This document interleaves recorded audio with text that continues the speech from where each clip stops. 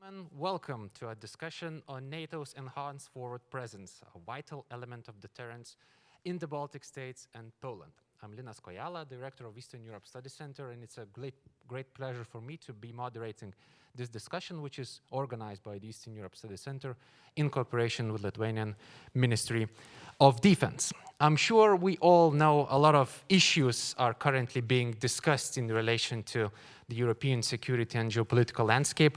And for that, we have a fantastic group of speakers who will share their insights from different perspectives, not only on NATO's enhanced forward presence, which played an enormous role in ensuring security and stability of the region, but also obviously beyond, because a lot of new issues are currently at stake. So I'll now introduce the speakers. We will then have each of them speaking and making intro remarks, and then we'll proceed with a discussion in which we hope you all be able to participate, at least those who are present here at the Grand Duke Palace of Lithuania, by asking questions, making your remarks, or joining the discussion. So I'll now introduce the speakers. It's a great honor for us to have Mircea Geoana, NATO Deputy Secretary General, Dr. Artis Pabriks, Deputy Prime Minister for Comprehensive Defense, as well as Minister of Defense of the Republic of Latvia, Margiris Abukevičius, Vice Minister at Ministry of National Defense of Republic of Lithuania. Joining us via virtual teleconferences, Heinrich Braus, former NATO Assistant Secretary General for Defense Policy and Planning from 2013 to 2018, currently Senior Associate Fellow, Security and Defense Program at the German Council on Foreign Relations. And last but not least, Dr. Laurynas Kasčiūnas, Member of Parliament and Chairperson of the National Security Committee. So we'll start with an intro by Mr. Geoana, NATO Deputy Secretary General. Please, sir. Thank you so much for having me, and I'm so happy to see again the Deputy Prime Minister, Minister of Defense, Pabriks, dear Artis, good to see you again.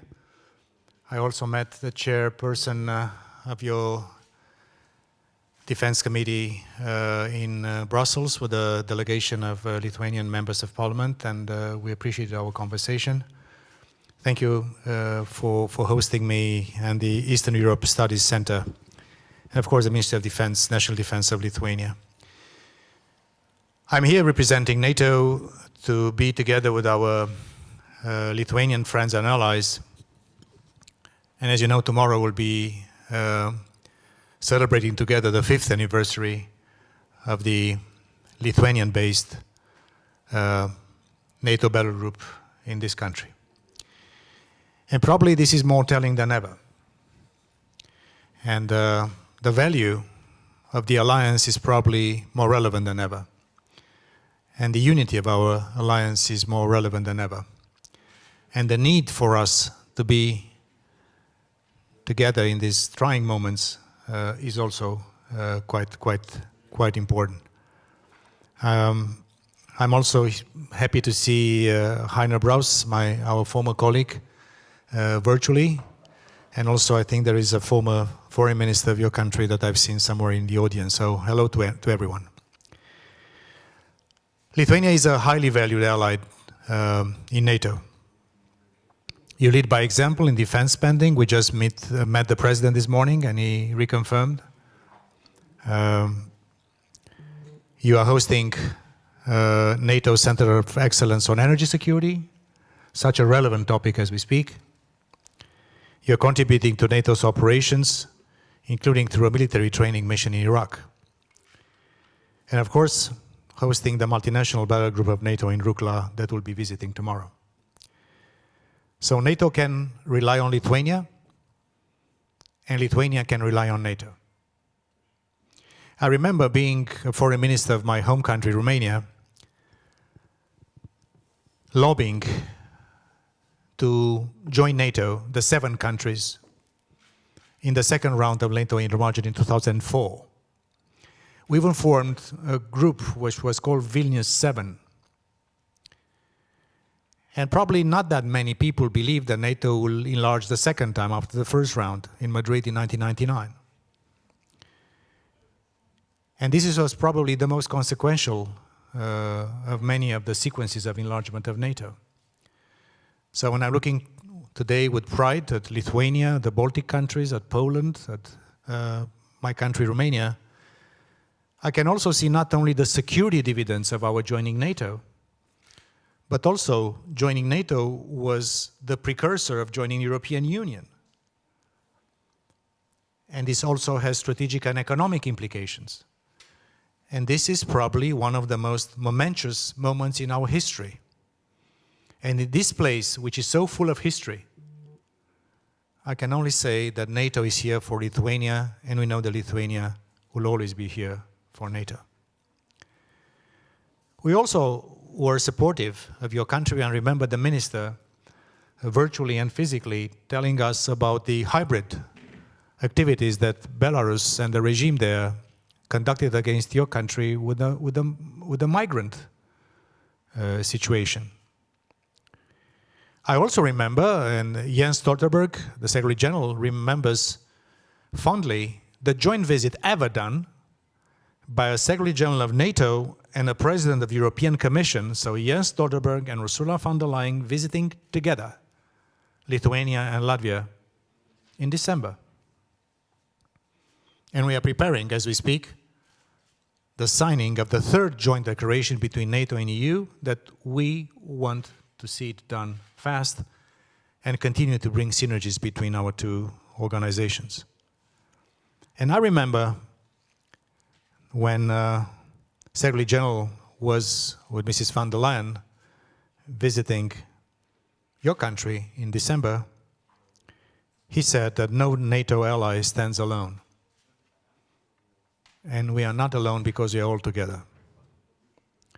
Also, just a few days ago, Denmark, as a sense of solidarity and vigilance, sent additional air policing to your country. And Baltic air policing and naval activities will continue. Of course, Lithuania shares a 700-kilometer land border with Belarus to the east, and a 300-kilometer border with Russia's heavily militarized Kaliningrad enclave to the west. And both are within few hours' drive in either direction from here. So Lithuania understands, and we understand, the concerns of Lithuania and of the Baltic allies when it comes to this specific geography of the eastern flank of NATO. And the ever-present threat of Russia's aggressive rhetoric and forced posture, as we see now in and around Ukraine, and with the exercise which is underway in Belarus. As we have always done, NATO is bringing Europe and North America together to deal with the current crisis. And we also continue to call on Russia to de-escalate and engage in meaningful dialogue in good faith. As your president has said, the time for diplomacy has not yet passed. And NATO, in our written proposals to Russia, believe that diplomacy and political solutions are preferable to conflict, but also we are prepared also for the worst. As I mentioned, we sent our written proposals to Russia. We still wait the answer from the Kremlin. We are ready to engage in successive meetings at the NATO-Russia Council to discuss sensible, rational, reciprocal, and useful agreements we could reach and we should try to reach with Russia, but not compromising on the fundamental principles of who we are and also principles of European security architecture. We'll never accept the idea that a sovereign European nation can be vetoed by a third player in its own sovereign right to choose whatever direction they want to choose. Russia speaks of NATO encirclement of Russia. Look a bit at the map and see the geography of Russia and see the very limited territory of direct connection between NATO and Russia. Ask Romanians and Lithuanians if anybody was trying to get us into NATO or we desperately tried to get into NATO. This is a totally different set of principles that will never compromise. Another proposition from the Russian draft treaties that was sent to us a few months now, was another proposition that will never compromise upon. The idea to go back in history to before 1997, when the first round of enlargement took place, thus accepting that we have two classes of NATO allies, the ones protected by NATO and military posture, and the ones who are not. This is not negotiable. We are not telling Russia what to do on their territory. It's their business. How and in which modalities we defend, we deter, we have force structure and posture. In NATO, it's our business, it's not anybody else's. But as I mentioned, there are many things we can and we should discuss with Russia, because there are lots of things to discuss. And I think a predictable security environment in Europe is good for us, is good for them, I think it's good for Europe, and it's good for the world. So we are waiting for the answer from the Kremlin to our written proposals. And of course, we are coordinating closely with our American allies on the bilateral track between the US and Russia, because what we have sent and what the US have sent to Russia, as you know, are fully synchronized and coordinated amongst allies. We have done lots of things to enhance our readiness, our vigilance. I applaud the fact that, of course, NATO allies have been sending reinforcements. We've seen announcements from the German government. We've seen decisions by US government for sending additional American troops on a temporary basis to Poland and Romania. We salute the fact that France has offered to be the framework nation for a future eventual battle group in Southeast Europe, in Romania. So I want to tell our Lithuanian friends and our Baltic friends that we are taking diplomacy as the normal way forward, but also we are doing our part in terms of vigilance, planning, and force posture. And our defense ministers next week, in a very important defense ministerial, the minister will speak more about this. That's probably one of the most consequential defense ministerial meetings we had in some time, because of the situation at hand. And they'll be discussing lots of things in terms of posture, in terms of resilience, in terms of cyber, many things to come. There is also a bigger picture. There is a bigger picture. We are seeing also fierce great power competition. We're also seeing a cyber domain being challenged. We see terrorism continuing to grow in the south. We see disruptive technologies, climate change, nuclear proliferation, and not at least the consequences of more coercive China. And this is something that our friends and allies in Lithuania have been witnessing firsthand in the recent period. And my last point is about the strategic concept of NATO that we will be adopting at the Madrid summit later this year. We know that our Lithuanian friends have offered to host the next summit in 2023. But this will be one of those summits. That will be a moment when the alliance will prove again our formidable capacity to adapt, to adjust, and reinvigorate ourselves in moments of profound change in geopolitics of the world. Strategic concept, new force posture, decisions on NATO 2030, spending and investing more in common for our common ambitions, deterrence and defense for the Euro-Atlantic area. This will be a summit of massive strategic positive consequences for this alliance. And one final word about Russia's actions and intentions. If you look to almost everything they have proposed for themselves in using this very aggressive menace towards its neighbors, they are getting the opposite of what they want. They have more NATO on the eastern flank, and they said they don't want NATO on the eastern flank. They want Ukraine to be part of their sphere of influence. You see the Ukrainian public willing more and more to go towards the West. They want to see a divided West. We are more united than ever.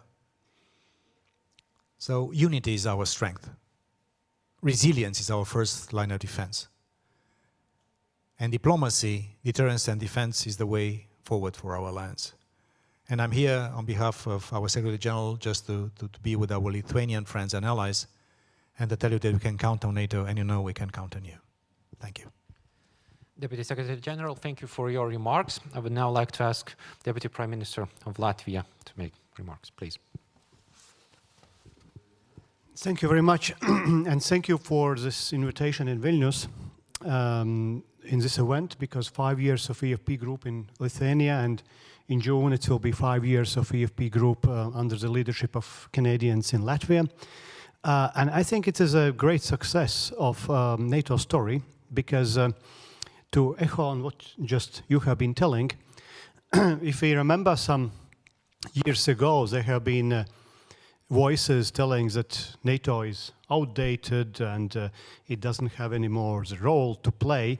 Actually, these latest challenges from Russia to all the European and transatlantic security just proves that NATO is needed as never ever before again. Of course, it always have to change and it always have to adapt to the newest challenges, and I'm looking forward also for a new NATO concept, which I hope will be able to integrate everything also which is in European Union's plan of strategic compass, or vice versa. I hope the strategic compass will in fact reflect everything what NATO needs, because that's the most important issue.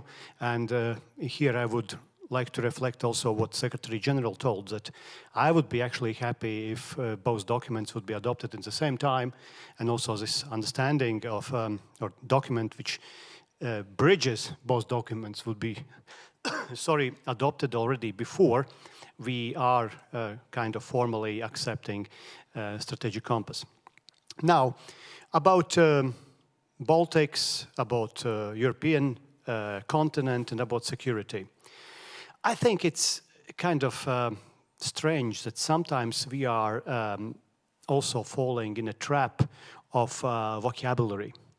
Because once we are reading those ultimatums from Putin's side, and once we are reading also or looking at press conferences like yesterday's press conference between President Macron and President Putin, that we are frequently accepting these definitions what Russians are proposing us. And I think that our vigilance and smartness actually should be not to agree immediately on how Russians are defining the world.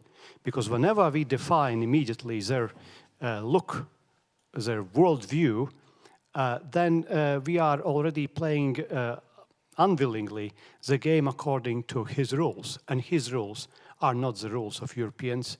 It's not the rules of democratic countries. So here we have to be very, very careful with this. As far as regional security, I think that we can say that the Baltic countries, Poland, and in some sense also non-NATO members, Sweden and Finland, is a litmus test of Russian policies towards Europe. And here I would very much echo what General Braus was lately writing, that it's important that our Western allies are taking into account more what we are saying and what we are feeling, because we are the litmus test. In many ways, what happened with us and what is happening with us might happen with you. For instance, cyber attacks, for instance, meddling in elections, for instance, different kind of fake news and strategic communications. This is all what we have seen first. But later on, it came to the United States, it came to France, it came to Germany, to many, many other countries. We here in the Baltics, we are not adopting unity of NATO. And as you just mentioned, unity of NATO, when challenges are coming, is becoming stronger. But by saying this, one thing is to declare and know that we are united, but another thing is to see that every member nation and country is seeing the threat according to the reality of 21st century and not according to some kind of past challenges. And secondly, it is contributing according to its possibilities. And this is highly important. And I must say that if we here in the Baltics now, I mean, my country is now having for defense approximately 2.35% of our GDP. And I'm struggling now very hard also with our Prime Minister and government to get 2.5% in next 3 years. I believe that Lithuanians will do just the same very soon. But we would be willing to see also such kind of eagerness from other NATO allies in Europe. And I think there are certain things what we would like to see also where some of our larger and stronger European allies could follow, for instance, example of United States. Because you know that United States are giving quite large military assistance also to Baltic countries, its financial assistance, its contributions in many other ways. And you know, we are here, we are not only defending our national borders against the Russian and Belarusian hybrid migrant attacks or something else. We are also countries which have EU and NATO border. So I think it would be just fine if this would be taken into account also by our friends in more western parts of Europe. And I mean, American example is, I think, a good example. Why couldn't we have a little bit kind of sharing of these necessities to assist us to protect our borders also within or among the European nations, not only when there are finances flowing across the Atlantic Ocean from the United States to the Baltics, but I believe that such countries as Germans would definitely be capable also to give such type of assistance also to us here. And I'm not begging this because, you know, we are poor guys and we want to live on the expense of somebody else. Not at all. But I think this would be exactly that common sense which is dictated by those current challenges what we see around. So I think I can speak very long as many politicians, but I would be very happy to hear any questions and comments, and then I could comment either on Ukraine or on our regional security or on negotiations if they take place. So thank you very much. Thank you very much, Deputy Prime Minister. I would now like to ask Margaret Sabukevičius, Vice Minister, to join the discussion. Thanks, and thanks for having me on this occasion. I think it's an important anniversary, and we should not forget that Germans were the first to deploy their battle group. And this was an important signal of solidarity at that time. And I think the best news for that anniversary was yesterday announcement by German government that they will reinforce their presence here. So back then, solidarity was important. It is even more important now. And when we look what those EFPs were created for, it was to reassure allies and to deter Russia. I believe the conditions or the context hasn't changed, and we see even more aggressive Russia, with now threatening neighboring country with full-scale invasion, and we also see Russian deploying troops in Belarus, which is, I believe, for many in this region is a game changer. And game changer for one reason, because we have been talking about short notice or no notice scenario as something theoretical threat. Now with that geopolitical change, it's not anymore. It is a reality.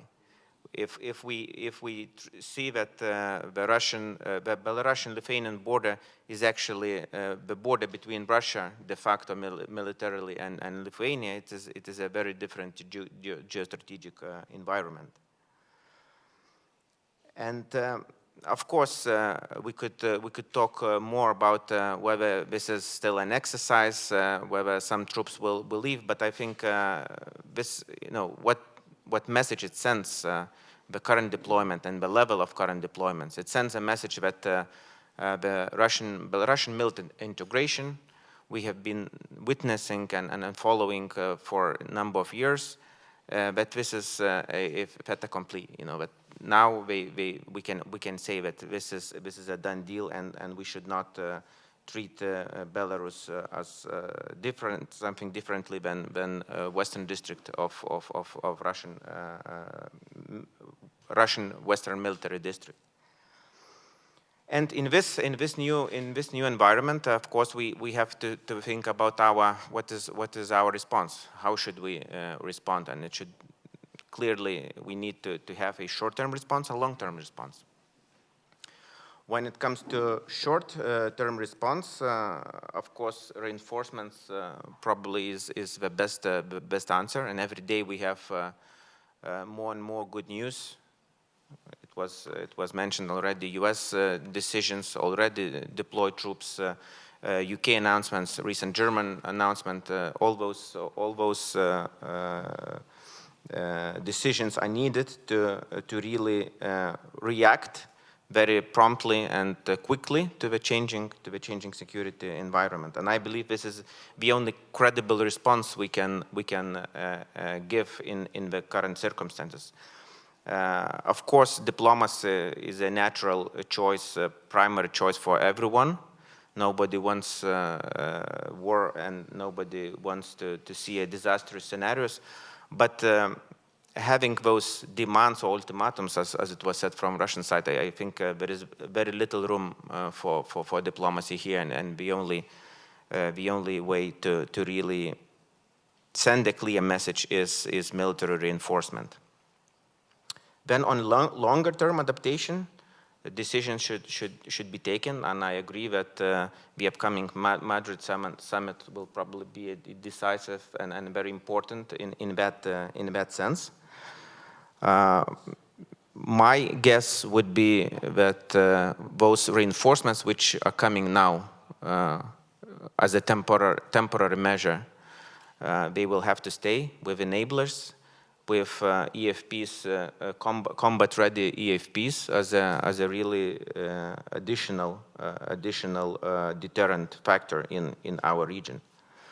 And today we're talking, of course, about EFP framework, NATO framework, and Germany leadership, but we should not forget US presence in Lithuania.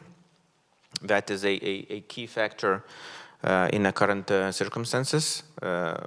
With the battalion presence, I think we have a additional deterrence on our soil, and U.S. presence should also be seen from the context of short-term and longer-term response. And I believe the only right response is a very clear commitment to continue with those rotations on a persistent basis. And my last point, again, I'm looking forward to discussion more. My last point is that deterrence is cheaper than defense. It was a motto of EFP. And we should definitely build on that when we talk about long-term response and short-term response. But we should not probably forget this motto only when we speak about NATO Eastern Flank. We should have this in mind also when we speak about Ukraine. Any scenarios, any developments on the ground, it would be much more difficult to have a effective response after something happens. So we should do everything to deter Russia, not only on Eastern flank but also in Ukraine. Thanks. Thank you very much. Mr. Braus, hope you can hear us well. Please, the floor is yours. I can hear you very well, and I have listened carefully, and I can only support and subscribe to what my honorable pre-speakers have said. Let me thank you very much for inviting me to this important event. I regret that due to the circumstances, I'm not able to be with you in person, but I'm glad to virtually contribute to the discussion on enhanced forward presence in the Baltic region, which is, as those of my former colleagues and friends who might attend the seminar certainly know, dear to my heart. I'm glad that in my former capacity as Assistant NATO Secretary General for Defense Policy and Planning, I had the privilege to contribute to the work on strengthening NATO's deterrence and defense posture, and especially the concept of EFP. I was particularly happy that the German government decided to take the lead of one of the battle groups as a framework nation that is in your country. And I forgot that we were the first one. I was glad to hear that today. And today, I am pleased that the new German government decided to reinforce the German-led battle group in Lithuania, some 350 troops. Once completed, the size of the battle group Lithuania will amount to some 1,600 troops. This needs to be seen in conjunction, as some of you have already mentioned, with the United States deploying additional forces to Poland and Romania, the United Kingdom reinforcing their contingent to Estonia and Poland, and the French readiness to deploy a contingent to Romania. In other words, NATO is strengthening its military presence along its whole eastern border. All of this is necessary not only because of Russia's aggressive posture in general, but also because the Russian forces deployed to Belarus are changing the regional military equation considerably. Allies' efforts are currently focused on barring President Putin from again attacking Ukraine. They are threatening with a host of unprecedented and far-reaching political and economic sanctions. And it is of utmost importance that the whole transatlantic community remains united, as Deputy Secretary General Joanna rightly pointed out, in maintaining this menace. But at the same time, the alliance must make every effort to fully implement its strengthened deterrence and defense posture, and indeed accelerate implementation across all domains: land, air, maritime, cyber, and nuclear. In this context, reinforcing the battle groups is, in my view, of utmost importance, including as part of NATO's 2030 agenda. Let me briefly call to mind the specific role of EFP, which has been seen by many as the most visible element of NATO's efforts to strengthen its deterrence and defense. The primary function is deterrence. It is meant to influence the risk calculus of the Russian leadership. The multinational battle group signaled to Moscow that even in the event of a limited incursion, Russia would not only be countered with national defense forces, but would from the outset find itself in a military conflict with NATO as a whole, including NATO's 3 nuclear powers: the US, France, and the UK. Some 20 nations contribute forces to the battle groups, 7 to the battle group Lithuania. They demonstrate that they are ready to place their forces at risk and have skin in the game, and would thus not abandon the Baltic States in the crisis. Rather, they would speedily invoke Article 5 in case of a military aggression. The possibility that all nations would take action to defend the Baltic States deny Russia confidence that an incursion would be successful. On the contrary, Moscow could bear substantial costs and carry the risk of nuclear escalation with potentially incalculable implications for Russia itself. This is the essence of NATO's deterrence strategy. That being said, EFP also has a military function, of course, as deterrence and defense overlap. The battle groups reinforce the national defense forces of the Baltic states. This has important mutually beneficial effects. Here are a few examples that I learned from the German army staff. The battle group Lithuania effectively reinforces the Lithuanian Iron Wolf Brigade. Close cooperation with the brigade gives it a sense of full integration in the brigade structures. It has been integrated into the Lithuanian National Defense Plan. Common training prepares for both formations for common employment on defense. It has helped develop common doctrine, tactics, procedures that are essential for effective interoperability. This includes daily coordination for responding to Russia's hybrid actions. In turn, regularly rotating the EFP battle groups to Lithuania trains German combat units and the whole logistics system throughout the entire German army. And the challenging training cycle and demanding certification exercises have significantly contributed to re-establishing a mindset of readiness in the German army. So, everything okay? My answer is ambivalent. Much has been achieved since 2014, but a lot still needs to be done to ensure coherence and effectiveness of NATO's posture in its entirety.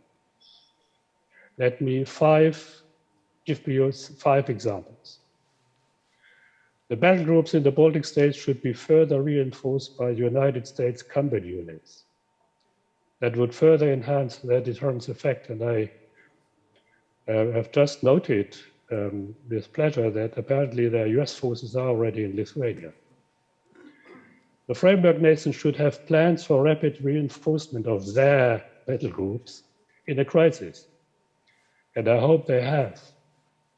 They should exercise such reinforcements, and I hope they do. 3, the credibility of enhanced forward presence depends on NATO's ability to rapidly reinforce the Baltic states. Given the geographical conditions in the Baltic region and Russia's ability to mass forces on its border quickly, as we have witnessed in recent weeks, NATO must spare no efforts to further strengthen its high readiness forces needed for rapid reinforcement. 4th, NATO's ability to move forward over distance across several national borders and territories in Europe to where they would be needed in a crisis is key to effective reinforcement. NATO and EU staffs are working together to set up the multiple conditions for unconstrained military mobility across Europe in terms of rules and regulations, transport infrastructure, command control, resilience, and logistics. But progress must be speeded up significantly. Nations that are members of both NATO and the EU should engage at the political and top military level to accelerate implementation. Finally, the Baltic region constitutes a coherent theater of operation. Therefore, close coordination between various NATO and national headquarters in the region and their forces is essential. This includes planning of defense, particularly relating to the Suwalki corridor, and coordinated reception of reinforcement forces by land, air, and sea, as well as cross-border exercises. I have the feeling there is room for improvement. Thank you very much, and I'm looking forward to the discussion. Thank you very much. Thank you for being with us, even via virtual teleconference. Please, Laurynas Kasčiūnas, the last speaker. Thank you, Linas.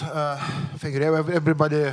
Thank you for having me. I totally agree with all the speakers, but I also confirm Margiris, all the messages from Lithuanian side. We have very strong parliamentary control in Lithuania, so that's why we admire how our deputy minister is talking.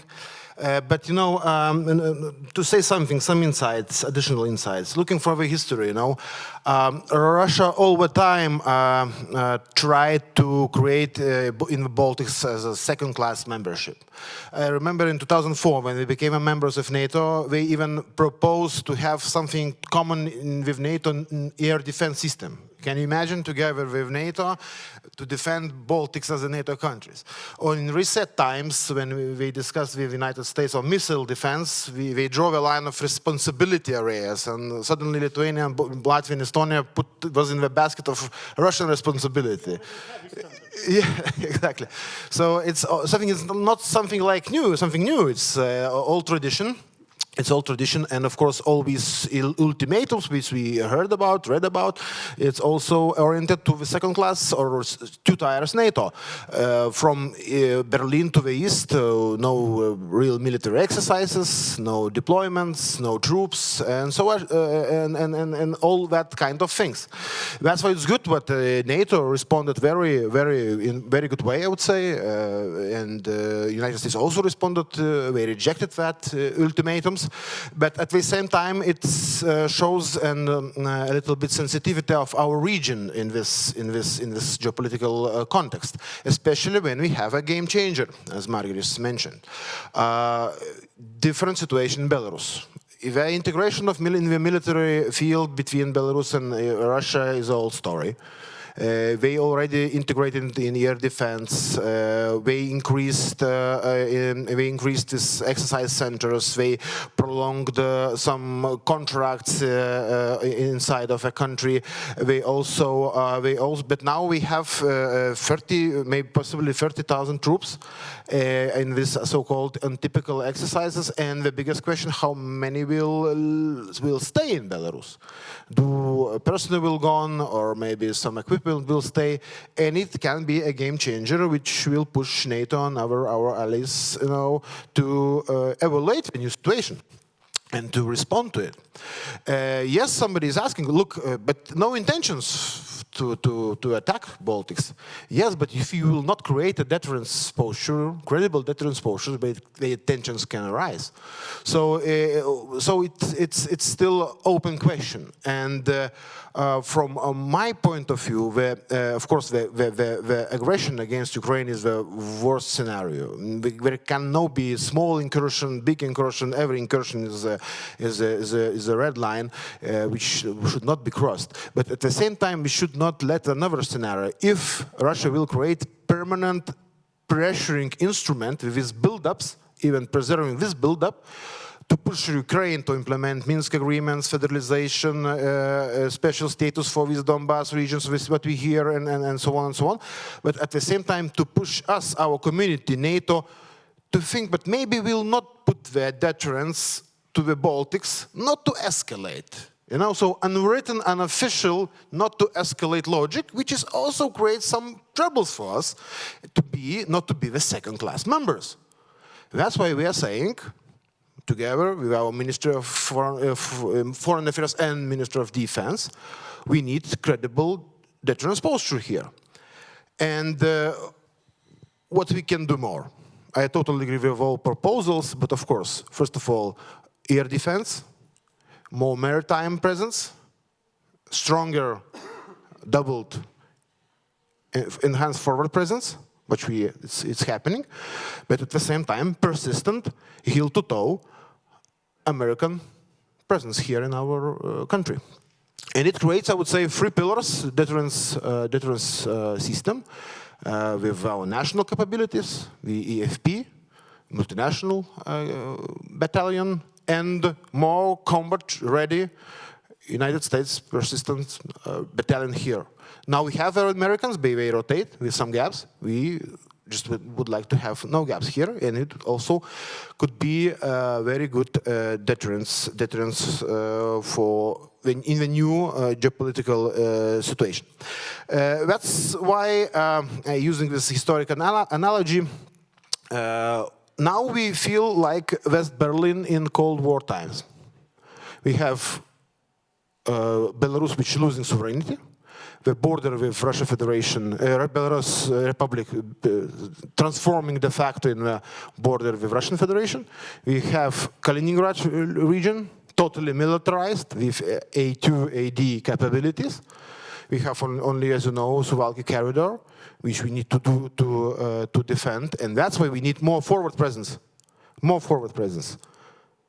to be ready to react, because we in Belarus have no notice scenario possible, short notice or no notice. That's why you need to have forward presence to be ready to react, and it's of course our message to our allies. Yes, I know there is a NATO adaptation process. This is very important. Really, I think it's good vision.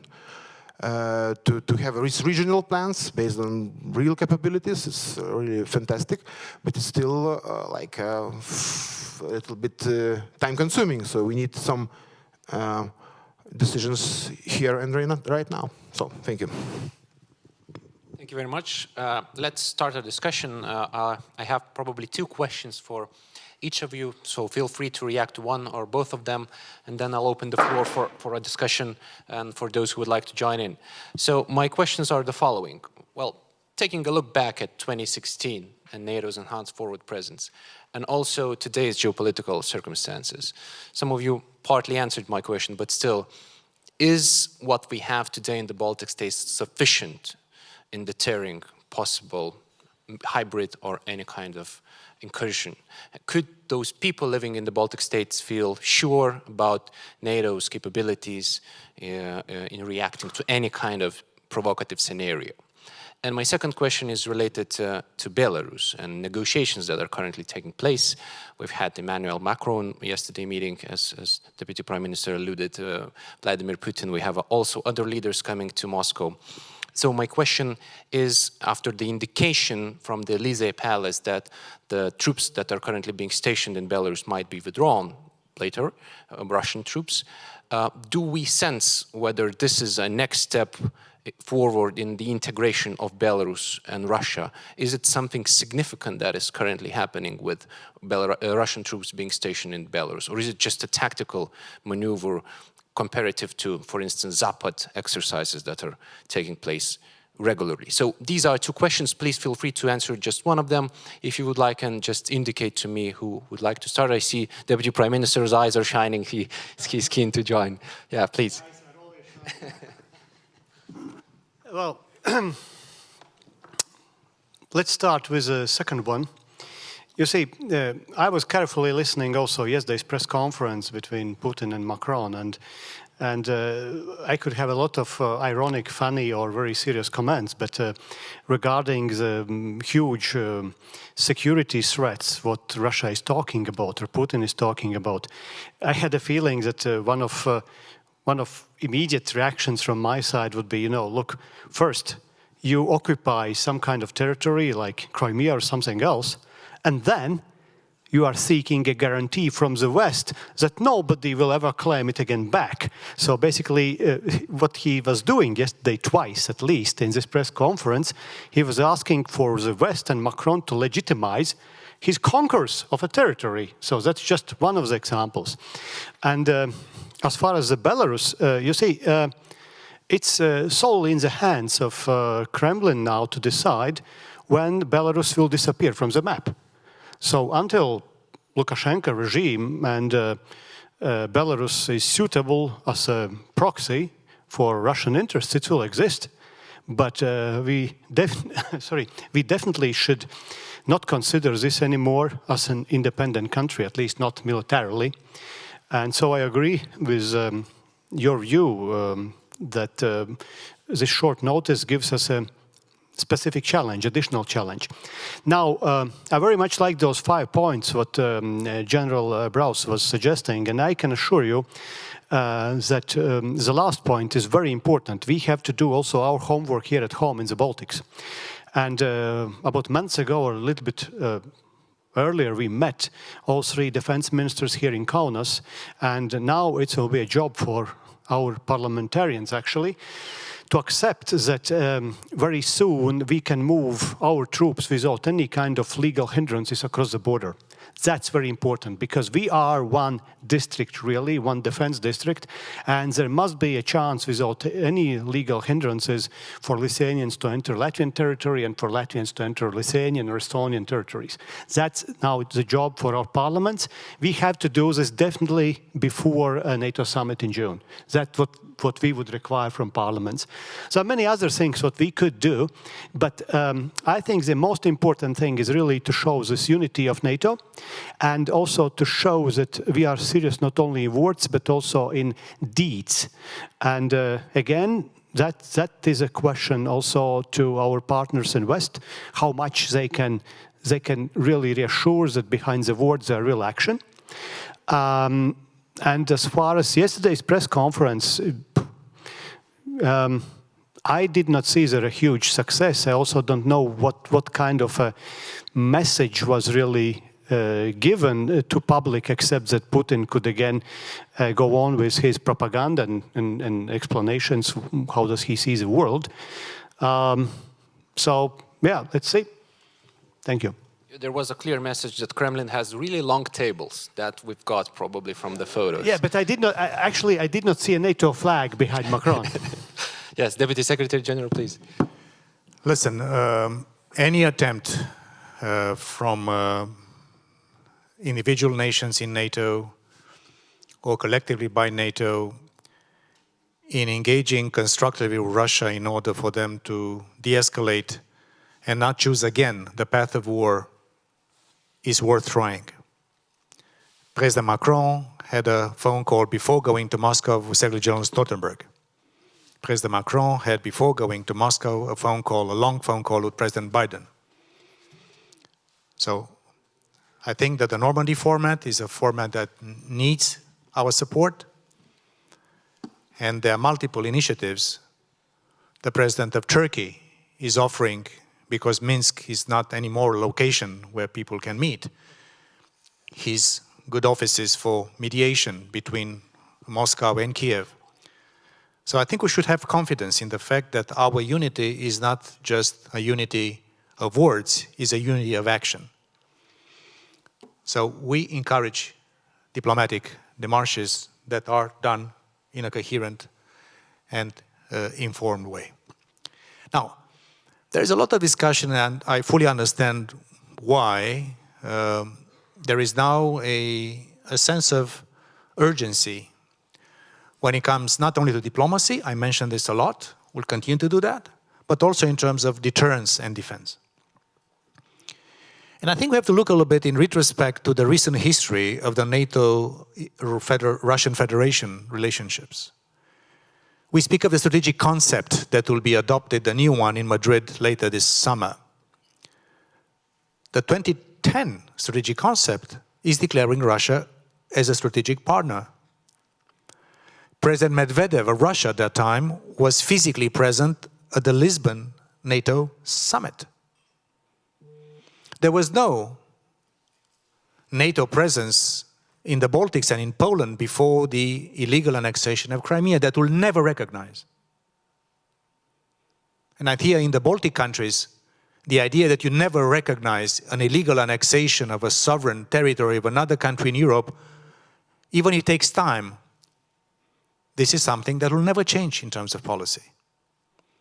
But when we are now moving towards the battle groups, the new ones that will be also in the Black Sea, just to have coherence, we're also undertaking the most significant transformation of defense planning in NATO in 30 years. This is called the Deterrence and Defense Plan for the Euro-Atlantic Area, DDA. And this is also moving from the current GRPs, which are individual planning mechanisms for reinforcement, including in case of Article 5 invocation.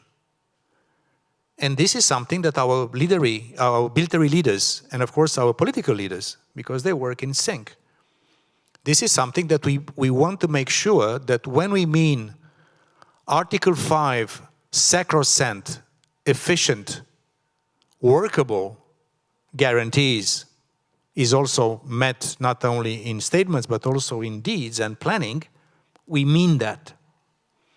And of course, pre-positioning, positioning, reinforcing is one part, but I think the coherence of the whole logic is very important.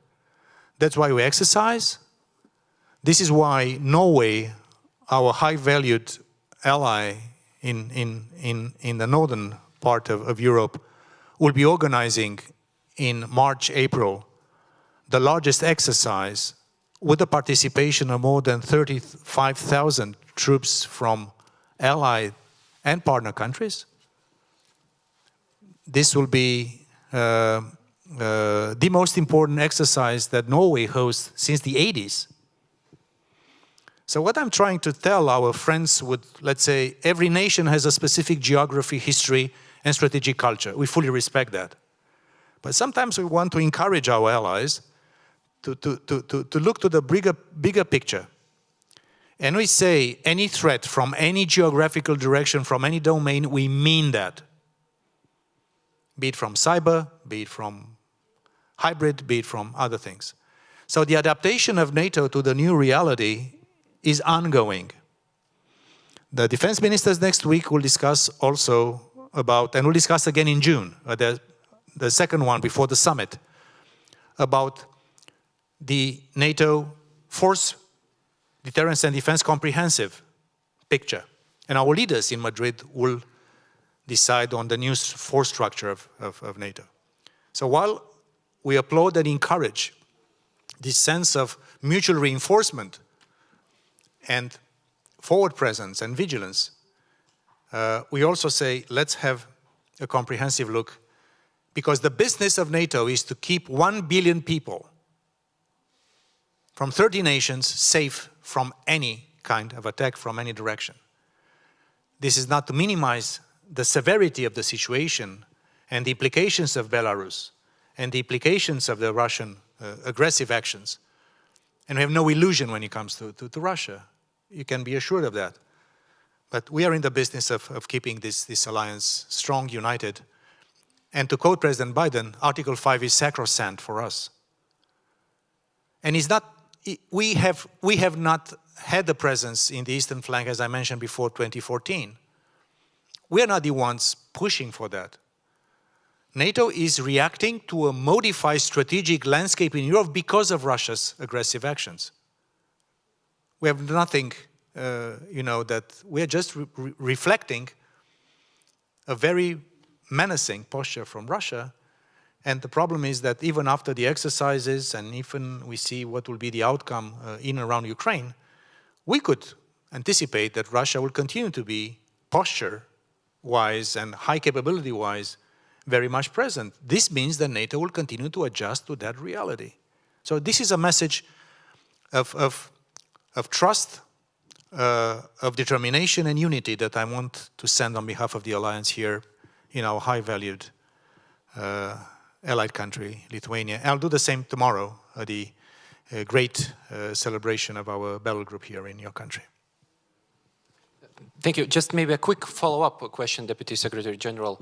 Do you sense any serious willingness from the Russian side to engage in a discussion on matters beyond the public ultimatum that was proposed on arms control or any other things that were discussed also by NATO? A serious engagement in these kinds of questions? We have to see. Our offer to Russia is a realistic, honest, and significant proposition for us to start to engage with Russia, if they accept, into something meaningful. And not only to de-escalate the situation in around Ukraine, because it's very difficult to negotiate at gunpoint. This is not the way to negotiate. But there are things, as I mentioned, on arms control, on transparency, on for Russia to reopen the embassy they closed in Brussels for NATO, to allow us to reopen our civilian and military representations in Moscow, a civilian hotline, finding ways to avoid even involuntary escalation and incidents in air or at sea, discussing about cyber and space. These are things that are important.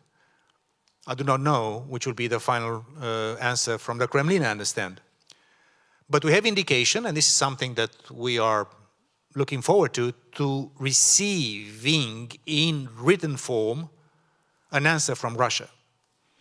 So the letter that Mr. Lavrov sent to many nations in Europe and in the OSCE area and the EU and things that is about to be responded in specific ways by both organizations is not the answer of Russia to our written proposals. So this is something we've got through diplomatic channels, also the US-Russia channel, that this is not the answer to our written proposals. So waiting for the answer from Russia, and we hope, and we are ready at any moment to reconvene the NATO-Russia Council. We propose 3 thematic, more in-depth discussions with Russia on those things. And if they accept to come to the conversation with NATO, we are more than willing to engage.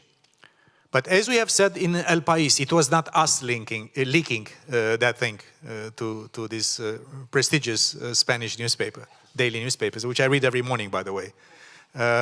It was not us.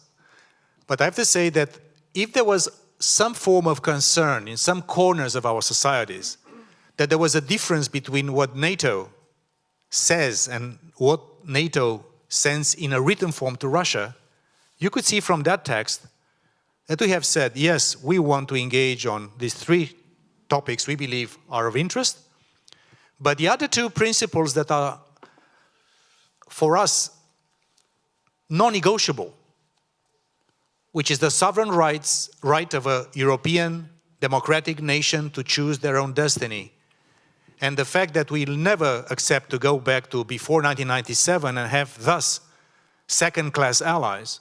This is something that you see in a written form from NATO. And sometimes there is a little bit of conversation. We know, social media, there's lots of also of Russian disinformation, but also some people that are questioning. Is NATO for real in this? Yes, we are for real. We are for real for negotiation. We are for real for deterrence and defense. This is who we are. And that's what I'm here, to reinforce that message. You can trust NATO. And we know we can trust Lithuania. Thank you, Mr. Braus. Would you like to comment?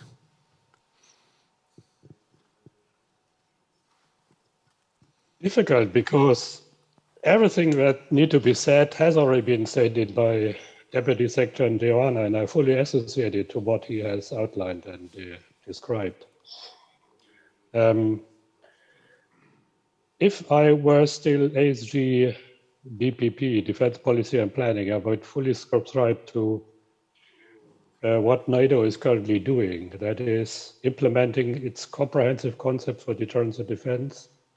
And that is important for every nation to understand, for the whole area of responsibility.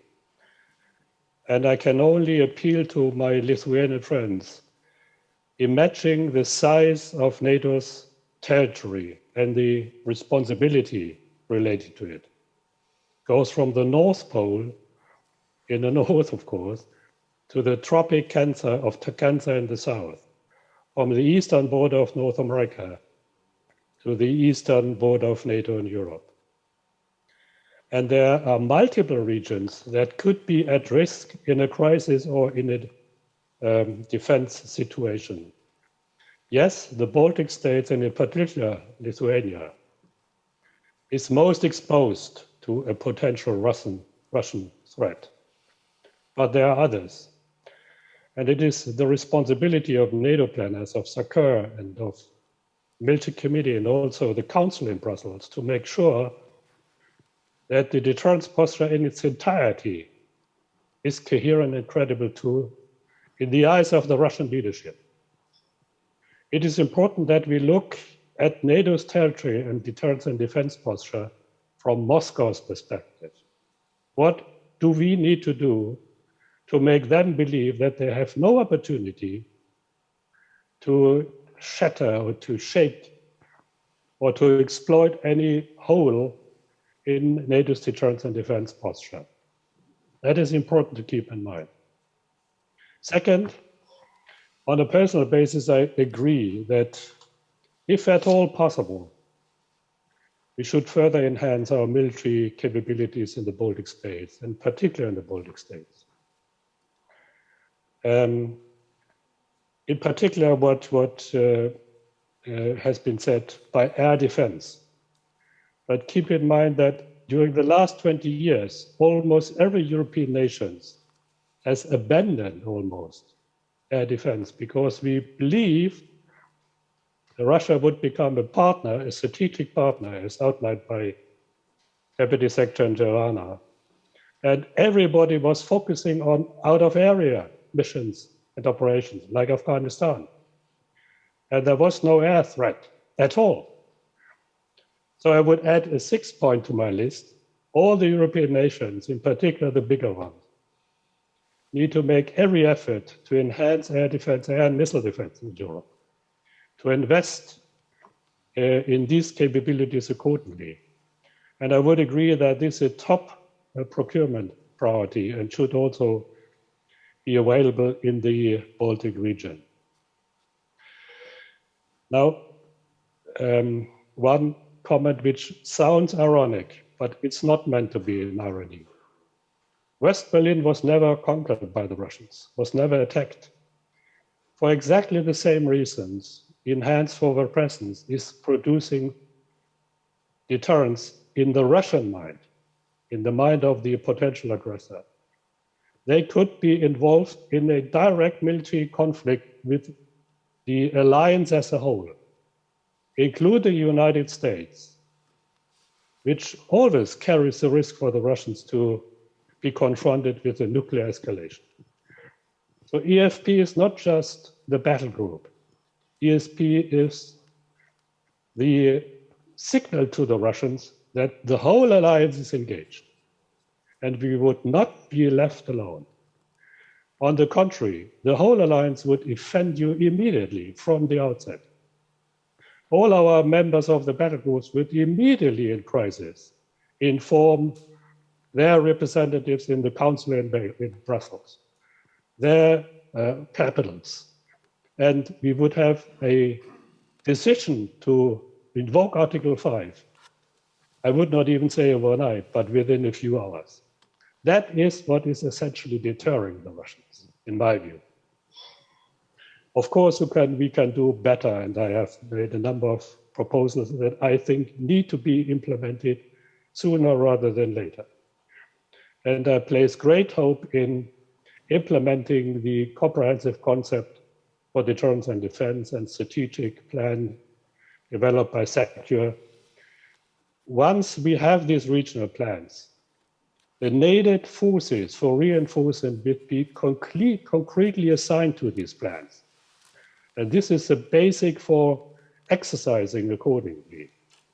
And that would mean to, as Deputy Secretary Joanna has rightly pointed out, create a new force structure in Europe.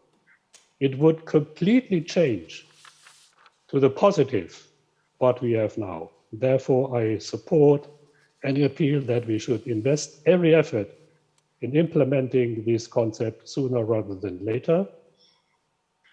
And we should also now appreciate what the key nations, the bigger nations are doing, US, France, UK, and Germany, reinforcing the eastern flank, reinforcing the defense of our eastern allies. That is currently the most important message to Putin. He has not achieved what he wants to achieve. On the contrary, he has strengthened NATO's cohesion, unity, resolve, and capability. I think we should keep that in mind. Thank you very much, Vice Minister.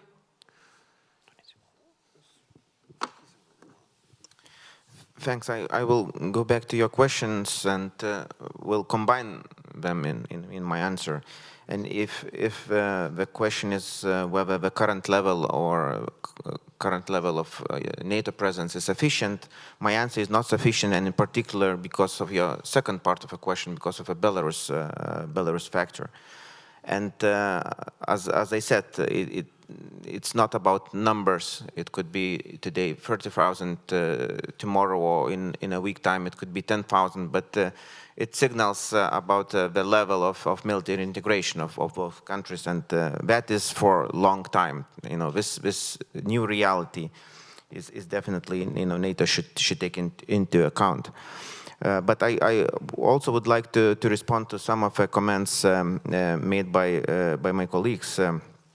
One, and we very often use the word de-escalate, you know, that we will talk to Russians, and or that the diplomatic dialogue would be or could be meaningful if Russian de-escalate. But I think the key here is, what does it mean to de-escalate? Putin offered us his understanding of de-escalation withdrawing from Belarus part of troops, or all the troops and so on. But is it really de-escalation? Keeping troops in close to Ukraine, in the eastern Ukraine, occupying Crimea and so on. So we should be very concrete. What does it mean de-escalation? And only then we can have a meaningful dialogue. And it's not 2 weeks perspective. It's not 2 months perspective. It's really. Ukraine is fighting for 8 years already, and we can even go back to Georgia, and this is a real de-escalation, not only suggesting that it could move troops from Belarus. And on NATO, that it should think about its security 360%, completely agree. But we should not forget that we have the same challenger everywhere, in the east, in the south, in Africa, in the Middle East. It's the same country challenging our security. And really, last point about specificity of this region. And if you try to analyze Russian ultimatums, of course, the one target is Ukraine, the other target is eastern flank and those new members. So that's why we are talking about specific status, and that's why we should focus more on the east at the moment. And of course, I understand that 360 degrees applies, but this is a real thing which is on the table, and this is a real target of Russia. Thank you. Deputy Minister is reading from my notes, so it's very hard to add something new, but I will try. Really, on Russia's strategic culture, it's very important. I think, we used to hit the temperature, geopolitical temperature, and then at another level to start negotiations or de-escalation. And we should have in mind that. I mean, at this moment, I think we want to create a new normal. A new normal. Even today, we also, who talks about Crimea? Who talks about occupied territories in Donbass? We already, it's a new step, a new normal. And that's why we should not let them to do that, I mean. And this is the biggest risk here. Because we make a war and then start to say, let's talk about peace. We take a city and we can start to talk about peace. So de-escalation, as Margaret said, yes, we will take some cities in Ukraine and say, okay, we can start to de-escalate, we will withdraw Kiev, now you can lift off the sanctions, or something like that. At some level, it's just like a Russian strategic culture, strategic logic. The problem is that Russia comes to negotiation from a stronger position with strategic uncertainty. We know what we think that we can go to war. Western part, okay, I'm not talking about NATO, defense number Article 5, but in Ukraine, we are coming to negotiation with, like this in end of history dream, maybe the war not the case in Europe, but let's negotiate what not to be the case. Ukraine, can you be a little bit more federal state? It's so difficult to recognize specific status for Donbas region. I mean, it's the logic of free Europe, saying give something and we will agree to that. But if we agree to that at this moment, we will come with escalation, new wave escalation in half of a year. If you will not change the logic of deterrence. That's why defense weapons to Ukraine. That's why sanctions before only crossing red lines, but even talking about possible invasion, we should change our approach. I understand it's very difficult because NATO is a defense alliance. Europe is also like it's more reaction, not forming agenda. But we should somehow change the approach. Thank you. Thank you very much. I see already a couple of questions, and we still have some time for that. Our good friend Latvian ambassador and an ambassador, another one here. Yeah, please just give the microphone. Thank you so very much, and I'm happy to see all of you, but especially General Gross. Especially because we discussed today Enhanced Forward Presence and his very positive role and important role to push forward on this idea 5 years ago, when we get these forces in Baltic States. And of course, this was the biggest security challenges, positive challenges, which we had after our acceptance into NATO in 2004. But this is not just about NATO and about us.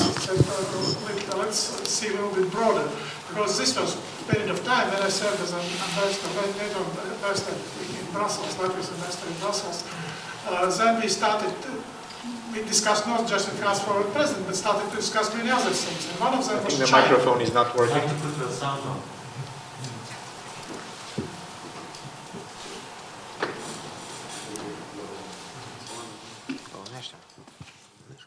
And one of these things were China. We started to discuss that because of Americans, and not just because of Americans.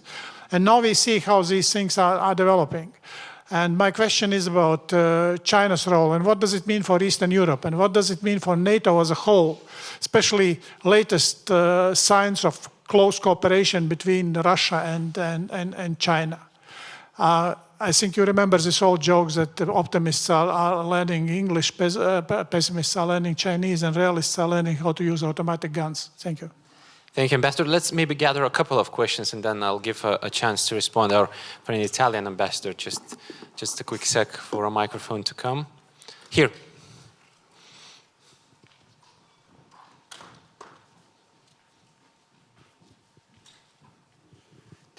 Thank you very much for this challenging and interesting reflection on the eve of the 5th anniversary of the Enhanced Forward Presence in Lithuania. I think that the Baltic states have to be considered from a deterrence and security point of view as a unique area. And if I speak with my people in the Ministry of Defense of Italy, they remember that they started to make training here even before the joining of NATO by the Baltic states. It means that this is an area where it's quite important to be present, and I would like to recall here that we are present in Latvia with ground forces, but above all, I want to be supportive of the air superiority, which is rather important. I mean, the airspace here beyond the Suwalki corridor is a matter of air superiority. And the first country that showed the F-35 here was Italy, in Estonia. And this is very costly for Italy because we are also participating to the Eurofighter team. So we are producing defense capacities. And I think that Lithuania also is going on the process of sharing and participating to the defense industry, which is the base of our superiority. The European capacity in defense is made with a Eurofighter, with a new generation fighter, with some capacities that we have to develop. This is a matter of credibility, is a matter of strategic autonomy, is a matter of future, of credibility vis-à-vis the Russian Federation. Unfortunately, the Russian Federation is not only in a dangerous liaison with China, but is also present directly or indirectly in sub-Saharan Africa, in the Mediterranean, the Tartu port, and so on and so on. I mean, to be out of theater for NATO was a necessity. Afghanistan has, for the time, been a failure, but we still have to be in Iraq. We still have to have a look at what the Mediterranean situation is developing, and Lithuania is doing its part on that as well.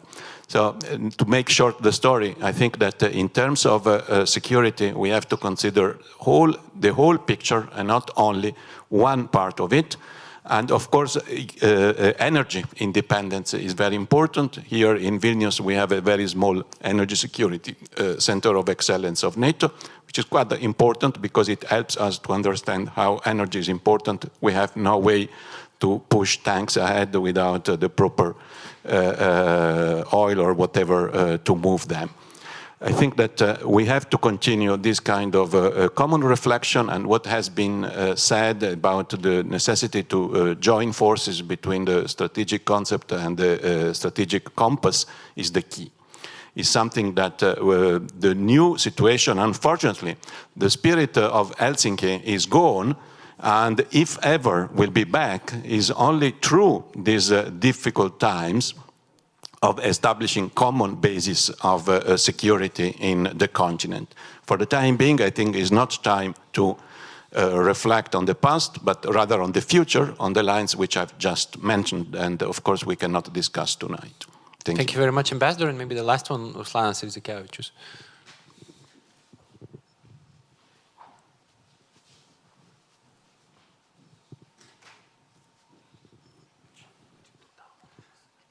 Thank you, Linus.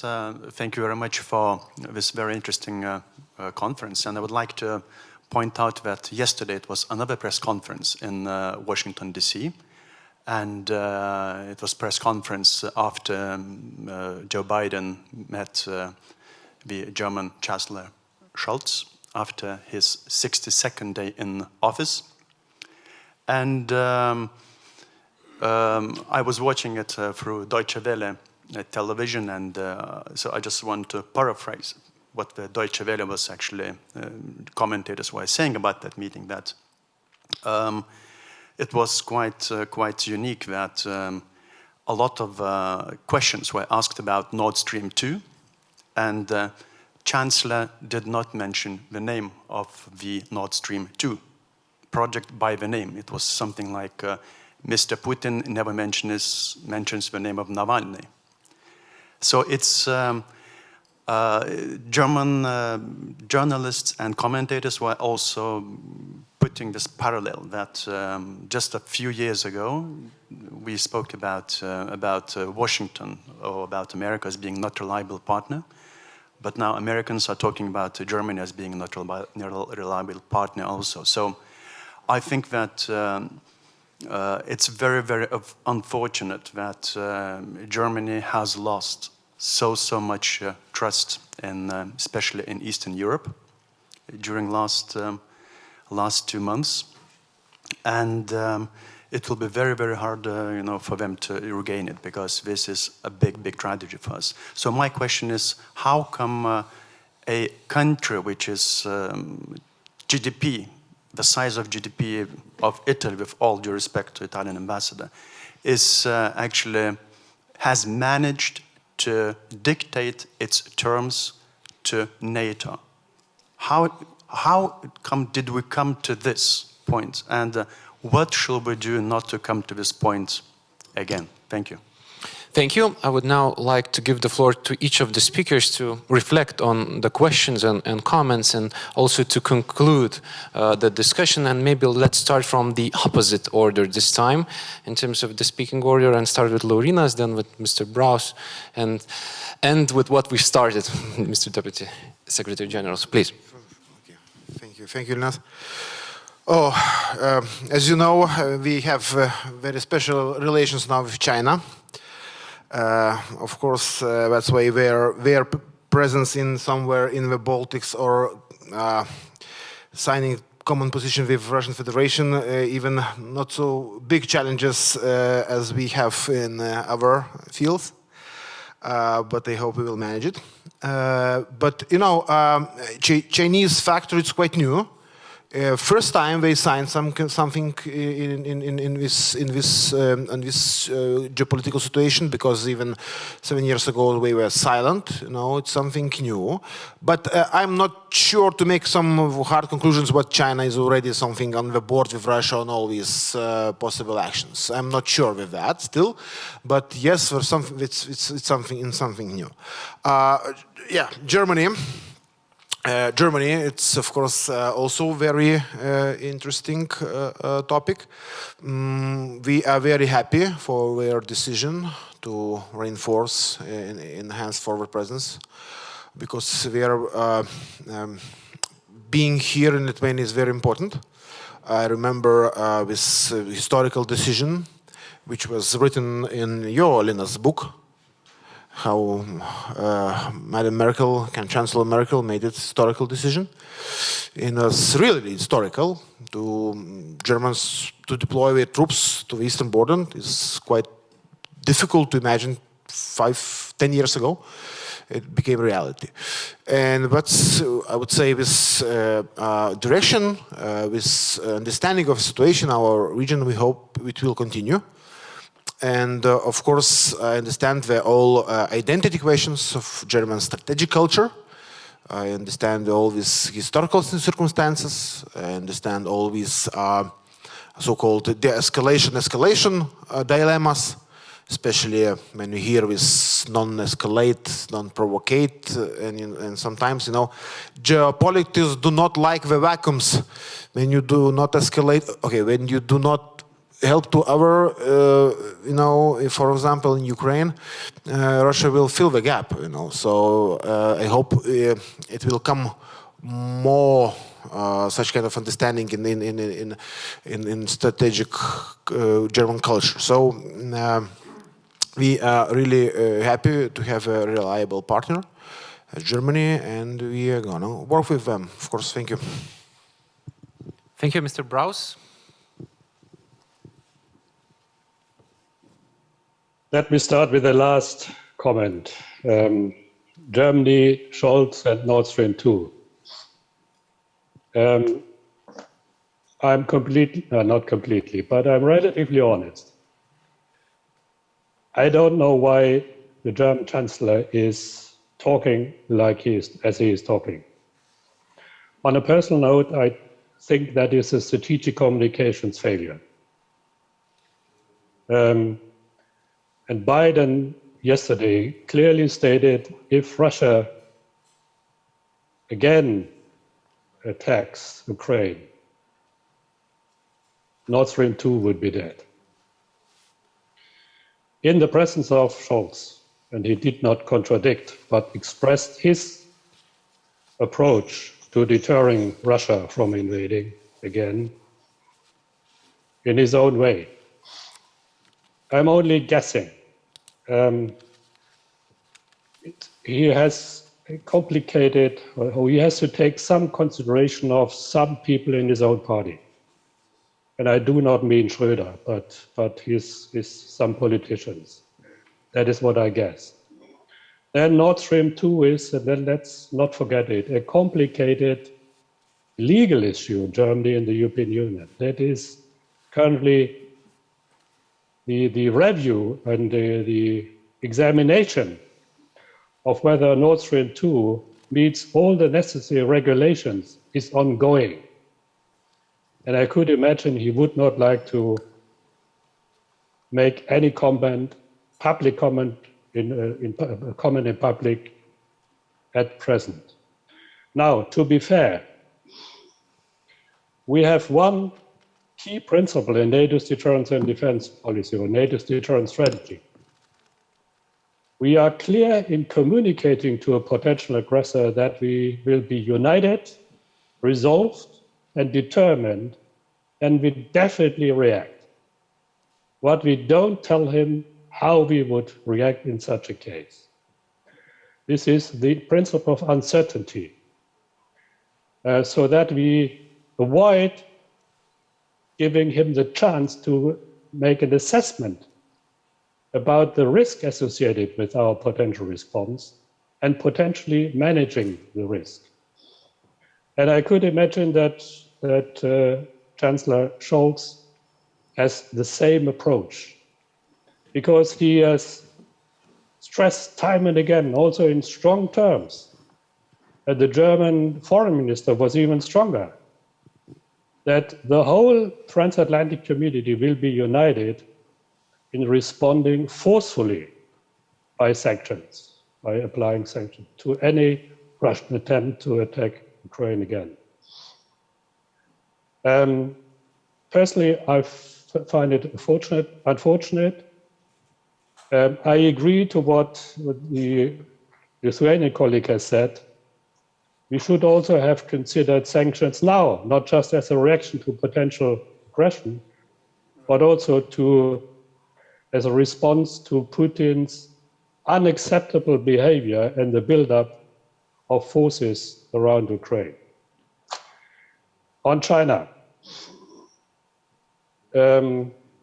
we are currently all focusing on Ukraine and the crisis in Europe, but objectively, NATO is at a strategic inflection point again within a few years. China is becoming world power and challenging the United States in its entirety. There is a risk of a dual strategic challenge by Russia and China in two strategic regions, in the Euro-Atlantic region and the Indo-Pacific region. The Americans consider China to be their true strategic competitor. So we need to take into account that the Americans will move their strategic focus to the Far East.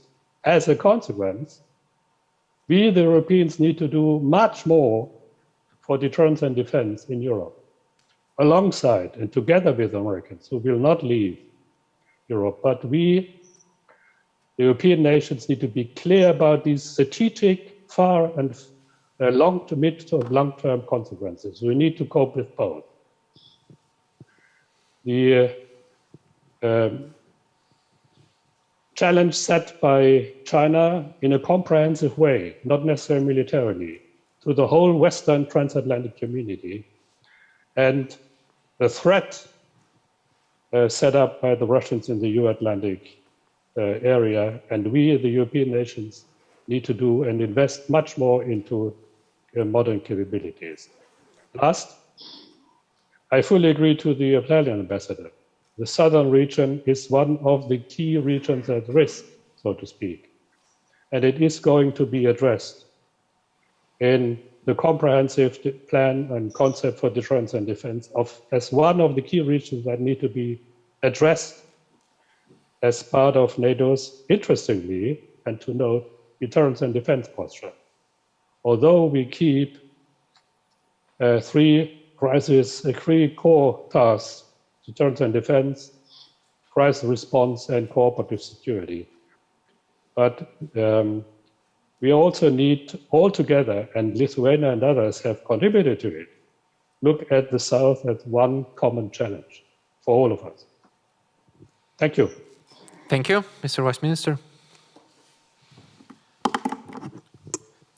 Thanks, and I'm happy that Laurynas now covered a lot what I wanted to say, and I can be short on German question. I think it was covered quite comprehensively, all the internal debates Germany has and what role it plays. I think it is important to stress once more that Germany's presence in Lithuania is really key when it comes to ensuring security and deterring. And what is important in a very concrete current situation, that there are decisions on reassurance and on additional troops on the ground. I think that is sometimes even more important than words.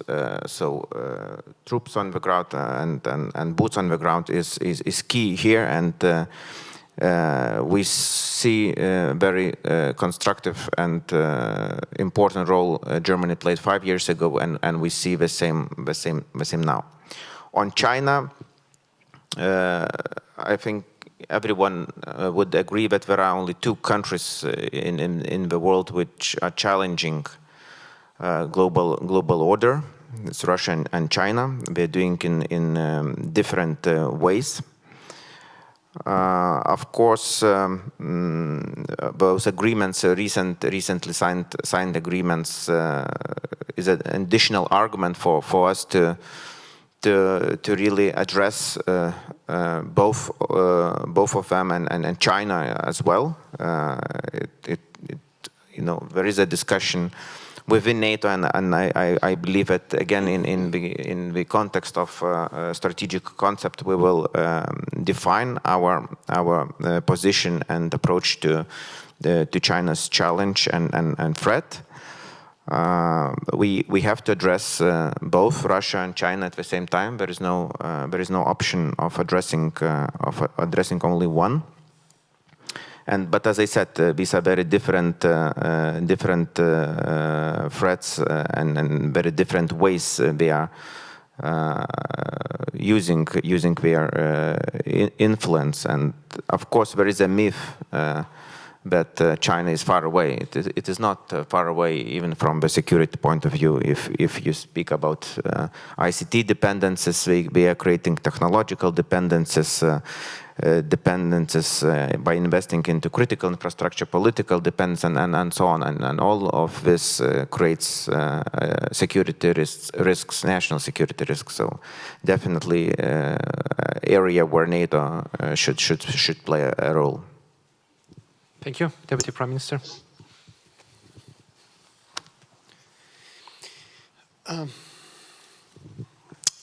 I would like, in my final notes, to concentrate more on so-called German question.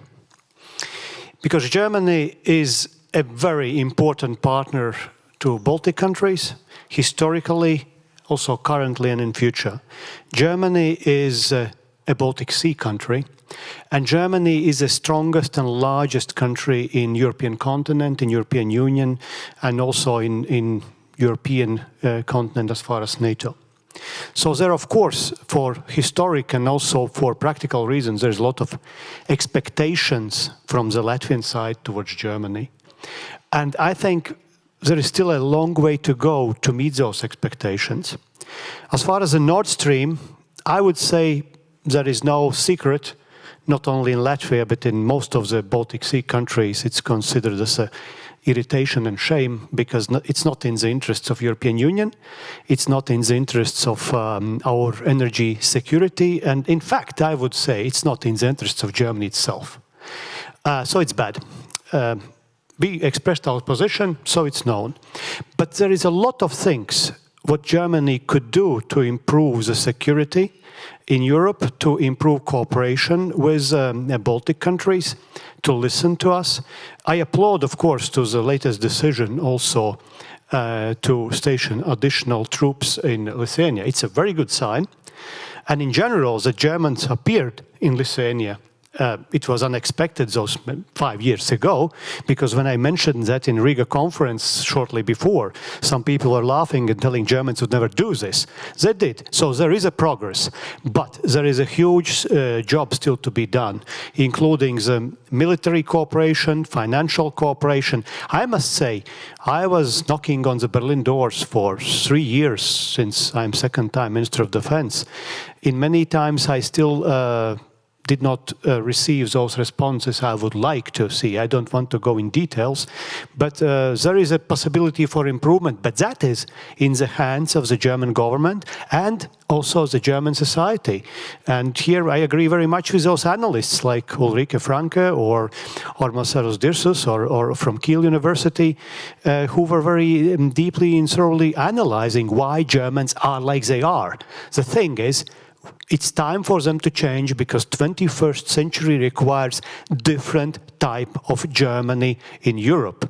It's not enough the Germans are only, you know, largest financial sponsors to Ukraine and they are doing something else. It's good. It's good. Thank you for this. But that's not enough for such country today. Thank you.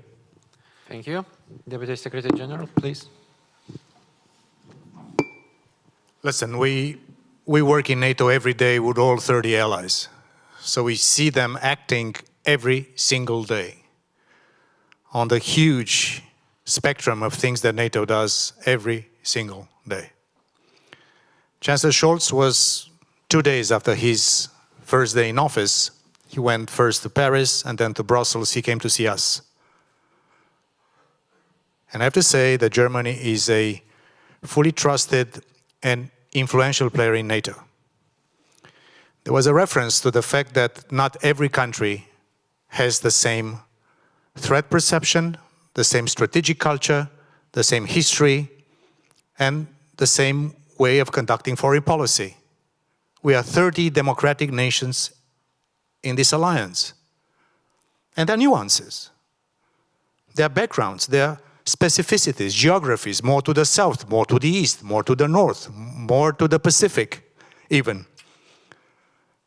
So I want to say that Germany is a fully trusted and influential player, and they are doing this every single day in NATO, doing this in the EU. There was a reference to financial. Financial is not less important. Financial support for Kiev these days. And not that people they speak a lot about energy for good reasons. But people do not speak that much that the EU has offered a macroeconomic financial stability package to Kiev of hundreds of millions of euros. That many allies, including Germany, in the IMF, they are supporting reinforcement of financial situation of Ukraine, because today we are looking at the strategic and military risks, but we are seeing capital fleeing out of Ukraine's economy. The right balance between NATO and EU in the strategic compass, strategic concept, that's also an important German role to play. So there might be nuances, but when it comes to real things, to things that matter, we are all united, and you should have heard the German voice in the NATO-Russia Council, like we heard the voice of every single ally, united, coherent, willing for engaged in dialogue. So let's not rush into these kind of things, because there's always a risk of seeing in one or other geography of NATO some nuances that are there to stay. Let me also say how much I agree with the Italian ambassador. And when we say 360 degrees, it's not for us to say that this part of Europe is less important or another one is more important than another. No. They're all equally important for our security. And if you see of the combination of Russia, China, and terrorism, the most vivid expression is in the south. As we speak, looking at Russia, in and around Ukraine, in Belarus, in Crimea, which is the power projection to the Middle East and the Mediterranean, we are seeing Russian Northern Fleet, amphibious assault vessels going through the Bosphorus towards Crimea. Why? We see Russian military exercises on the shores of Ireland. We are seeing Russia being more active in Venezuela. We are seeing China in many other places. So what we are trying to do, and we are encouraging allies to do, to have this comprehensive understanding of our common security. And security for each region doesn't mean less security for one region. This is the main message coming from NATO, and I know that this is well received here in Vilnius and in the Baltic countries. Speaking about China, there's no reference to China, not one word in the current strategic concept of NATO, nothing. The first language, as we call it, on China was only in 2019 at the London leaders meeting, the first reference. It was a relatively short, 2 sentences, 3 sentences. Ever since, work on China in NATO has developed, as it should be. Because the rise of China to the status of global superpower is the most transformative element of global geopolitics. They are the only country that can challenge and is challenging our technological supremacy. That's a country that is creating opportunities because that's a massive economic partner, but also creates concerns and challenges. And this is something that is reflected in the work we do. And I know that in the strategic concept, China, not only Russia, open door, will have its rightful place negotiated amongst the allies. Let me say one word about NATO's partnerships, because we speak about NATO-EU a lot, we should. We speak about NATO and OSCE, and these days is very relevant because there is a portion of confidence building measures with Russia that OSCE should and nominally has a role to play.